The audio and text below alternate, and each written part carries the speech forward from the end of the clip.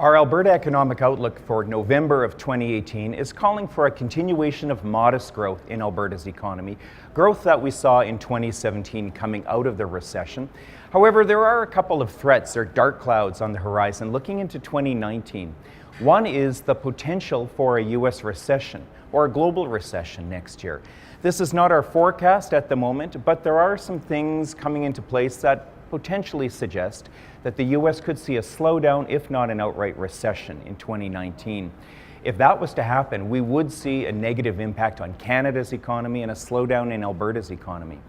The other challenge at the moment, and looking into next year, is that oil price differential. The gap between West Texas and the Western Canadian price, it's still creating a very discouraging environment for production and investment in Alberta's energy sector. And we do expect that differential to continue into 2019. In terms of employment, we are seeing jobs coming back at a modest rate here in Alberta. The problem is the jobs aren't coming back quickly enough to push the unemployment rate down. At the moment, we're still stuck above 7% provincially. We do expect that to dip below 7% into 2019, but it is creating some discouragement and some disappointment for job seekers in the province. In terms of growth rates, we're expecting Alberta's real GDP this year 2.5% and 2.3% in 2019. Compared to where Alberta had been growing in the first half of the decade, that does represent a slowdown, it's a slower growth rate.